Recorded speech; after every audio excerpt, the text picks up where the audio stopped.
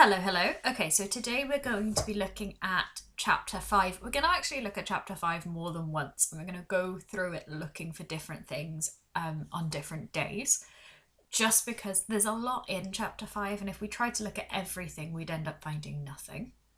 I'm not going to read chapter 5 out to you, because you can all read. Also, the chapter 5 will be linked in this lesson. I'm going to re-link you to the entire ebook. I know that I already posted it, but I just think some people might have forgotten it. You might have to re-download it. That's fine. Also, I'm going to put the audiobook for chapter 5 in there. So if you need someone to read along with you, you could play the audiobook. What we're going to do, first of all, is we are going to look at how the rec centre is presented in chapter 5, because this is kind of where the rec centre comes in. There was that cliffhanger type ending at the end of chapter 4 where Francis says he's off to the rec centre, and the way that the structure of the novel is put together, the last words of chapter 4 are the rec centre and the first words of chapter 5 are the rec centre, and the way that that's done is such that it will emphasise how important the rec centre is.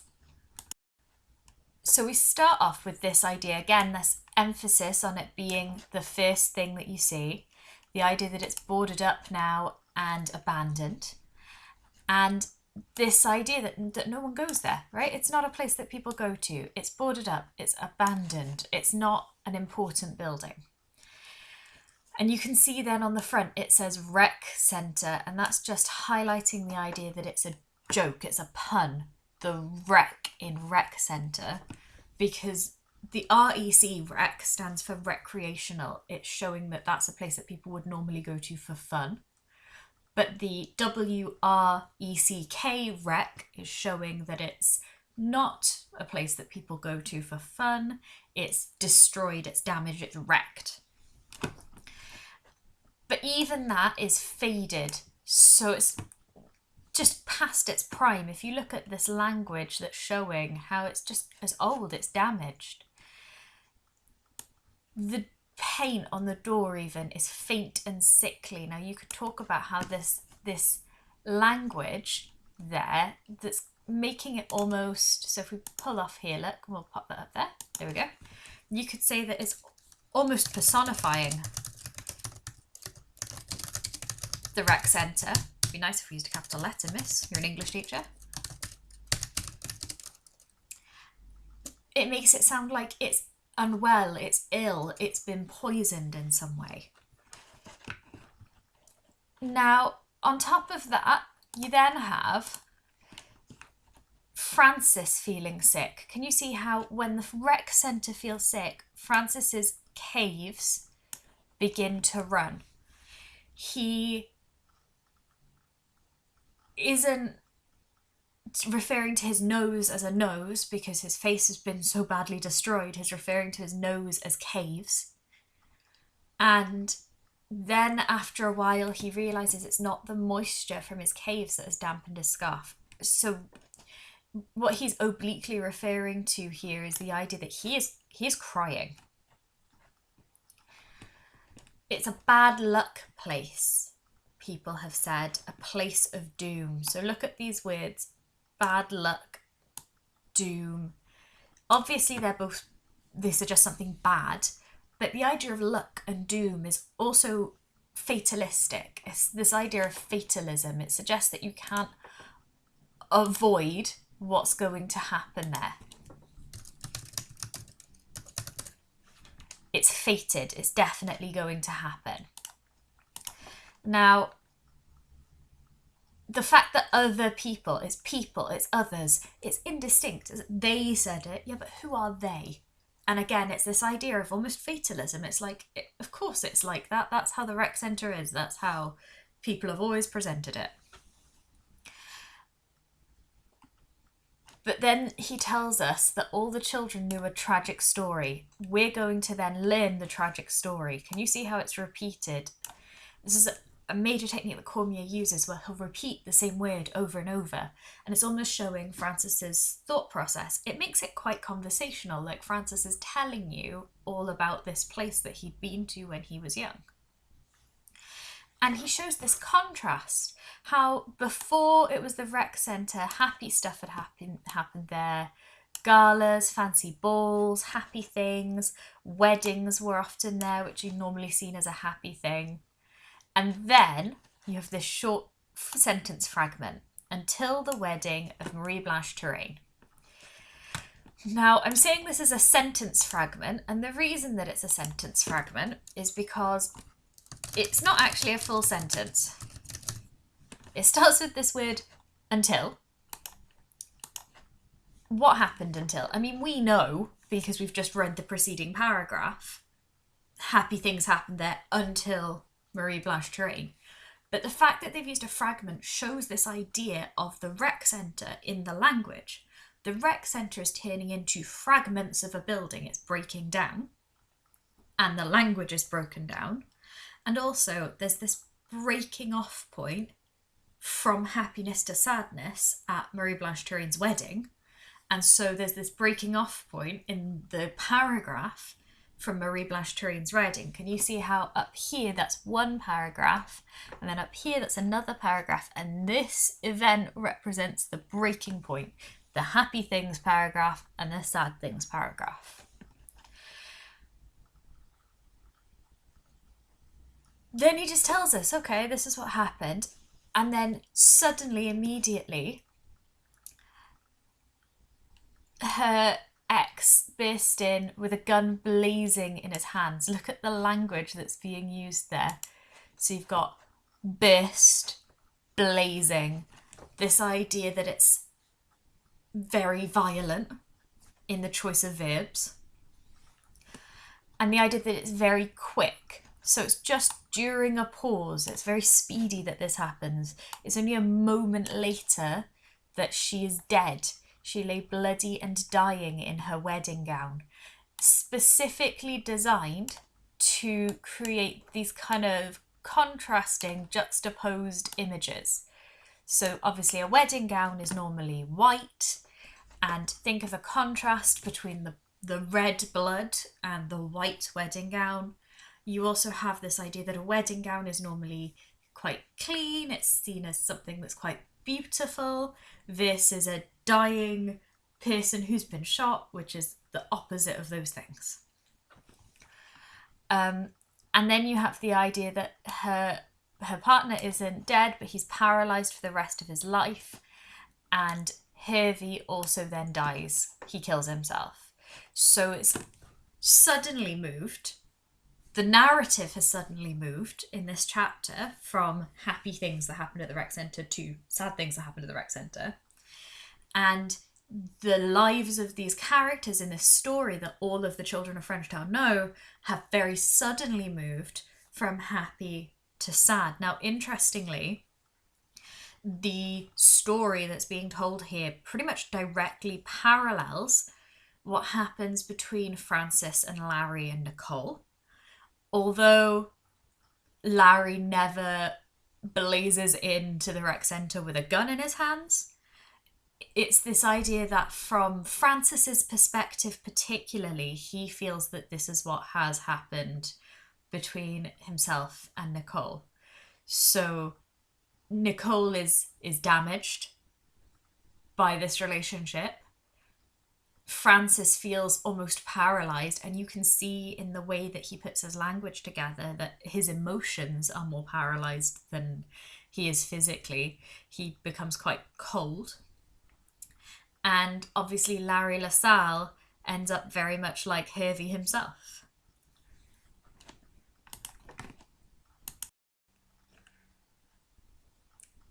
This makes it make much more sense when you think about the focus on the rec centre in terms of the story. So we're told that this was the end of it. This was where it finished. It was no longer allowed to be a nice place anymore. No longer festive, no longer a party. It's instead sealed and shuttered. So it's shut off, it's taken away, nobody can access it. It's the idea that it's so frightening that it serves as something that frightens children. And again, you've got that repetition of that word doom, again showing that idea that it's fated, you can't get away from it. And the repetition of that word abandoned, So nobody goes there. It's abandoned. It's doomed. It's impossible to get there. Then you get this almost horror story-like imagery. Some claimed that on windy nights when the moon was full, the sound of moaning and weeping could be heard if you pressed your ear to the front door. So that's a ghost story. That's making it supernatural. Whereas it before was just a place where a very tragic thing happened. And if you look at the imagery that's used there, midnight on the night of a full moon, windy nights when the moon was full, it's this idea that the atmosphere around is being used to heighten the idea that this is a scary or a terrifying place. After we've had all of this description of how terrifying and how horrible the rec centre is, then we're told about its new existence.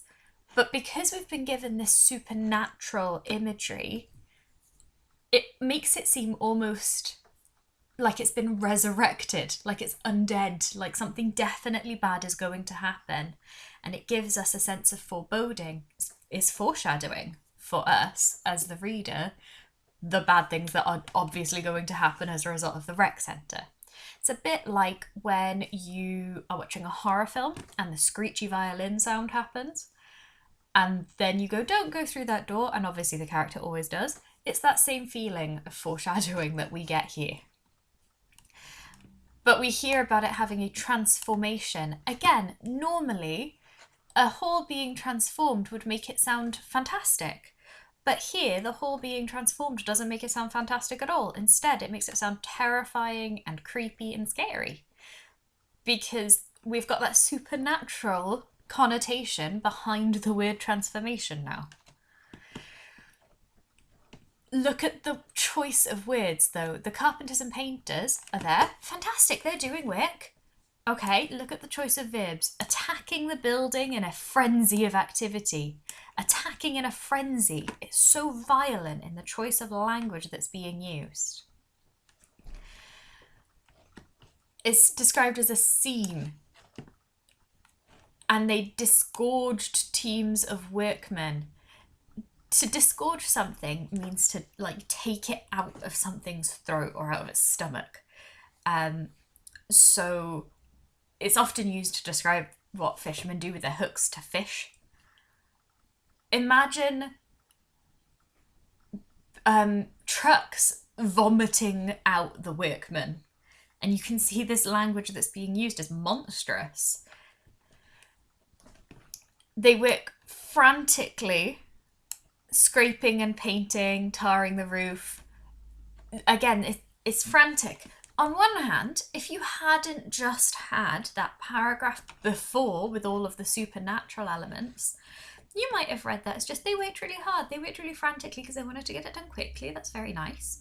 But because you've just had that paragraph, and this is the structure of the chapter, that we've just had a paragraph about the supernatural elements, the men being frantic makes it sound scary, makes it sound maddening, makes it sound upsetting.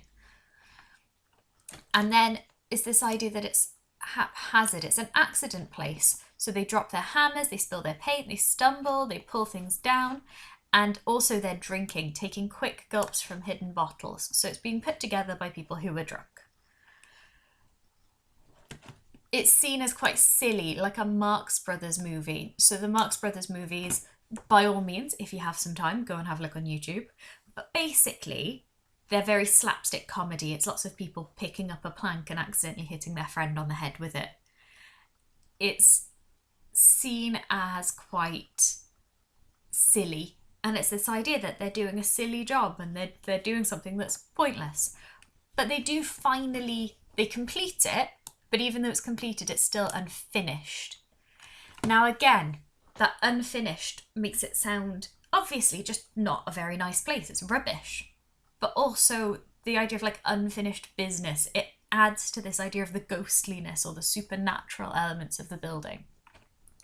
So you've got white paint, white often seen as a symbol of purity, but it doesn't completely cover the dark patches of mildew. So the white paint can't cover over the darkness. It doesn't matter how much nicer they make it. Now this is being used metaphorically. The white paint, so we could say, look here. The white paint is being used metaphorically to represent how the renovations can never cover up the dark history of the building. It's the idea that it doesn't matter how much good they do, it never gets any better. Now we think about Francis as a character, and he feels very much the same way about himself. It doesn't matter what good he does in the world. He feels that that darkness can never be washed away. Now I would use this quotation, the white paint didn't completely cover the dark patches of mildew, if I were talking about Larry LaSalle. Does that one sin wipe away all the good deeds or something like that? Is the idea that one thing can change your entire perception of a thing. And in this case, the rec centre is showing its true colours, and its true colours is that it's a mildewy, broken building.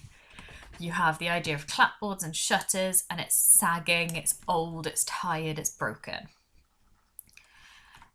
Literally while they're watching, almost with comedy timing, the sign slides down and is drunken. So it's a drunken angle. The sign isn't actually drunk, it's a sign. Signs don't drink. But it's reflecting the workmen that worked on it, that they were drunk, that they didn't want to be there, and you can see that consistently throughout.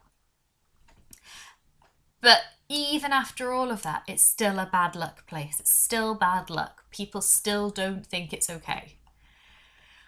And straight away, somebody replaces it with rec centre, showing how they really feel about it. Really, they think it's a wreck. And instead of white paint, it's red paint. Now, red is normally seen as a colour to do with danger, but also it's linked to the idea of like love and kind of sexuality and stuff like that. So you have this idea of like love and sexual stuff and danger coming together in the representation of the rec centre. For us as readers, we then think, oh dear, what's going to happen? Everyone always knows it as the rec centre even after they fix the sign, because what they really think of is that it's a wreck. And also it's showing this idea consistently of reputation. It's this idea that reputation is quite a big deal. What people think of you in this novel, and reputation is quite a big deal, and reputation is damaged forever by this sign. Once it's been labelled the rec centre, it's the rec centre forever. So after we've been introduced to the rec centre as such a terrible place, then we're introduced to Larry LaSalle. Now I'm not going to speak too much about Larry LaSalle because that's a lesson for another day, but think about the fact that we've just had paragraph after paragraph after paragraph telling us about how damaging the rec centre is, and then the first setting that we see the character of Larry LaSalle in is the rec centre. Obviously, it's quite worrying. Now, no, there you go, now it's working. So Larry LaSalle talks all about what he's going to do, and then he says that he's going to teach them. So the rec centre then, after we've been told how terrible it is, suddenly it's become Francis's headquarters. It's become a place for him to go and for him to be away from home and away from school. Interestingly, he said he'd never been a hero in such places. Remember, we're thinking about that idea of heroism as we go throughout the novel, and it's this idea that he'd never been a hero there, but he could be a hero there, and we kind of find out how. He talks about his home and his tenements and how his life has been, but his tenement is lonely, and so because he's so lonely, that's why he goes to the rec centre. He's vulnerable and he's willing to go to a place that they were all afraid of before, because he feels that he'll get friendship there. And Larry is offering all of these things. They're singing and dancing and arts and crafts, and suddenly it seems like quite a good place again. But we remember, because we were told at the beginning of the chapter about the story of Marie Blanche Turein's wedding, that when something is good happening at the rec centre, something bad will follow shortly. It's doomed. It's fated. Fate suggests it's a bad place. Larry LaSalle was everywhere in the centre. Now, if the centre is haunted, Larry LaSalle is everywhere in it. You need to draw your conclusion about what the setting is saying about the character there. And he kind of puts on these Broadway shows and things like that, all about it. There's a lot about Larry's relationship with Nicole and with Francis himself. But Nicole visits the rec centre as well, and it makes Francis so happy that Nicole visits there. So we've just had a whole bunch of information over those last few paragraphs about how lovely the rec centre is now, and how there are all these activities that you can do there, and how it's a great place for the kids, and they can learn dancing, and they can learn calisthenics, and they can learn sports, and it's fantastic. And also the girl that Francis fancies goes there, so Francis likes it too. His life is complete from being there. But look at the structure again, because Cormier loves to do this with his structure. You have this paragraph, which is one sentence long, Nicole made his life complete, and then you have this paragraph straight after it, where Joey LeBlanc is saying, no, it's doom. There's still the old doom hanging over the place, as though it's still gonna damage. Oh, well, that didn't highlight at all, did it? There we go. As though it's still going to damage him, the doom.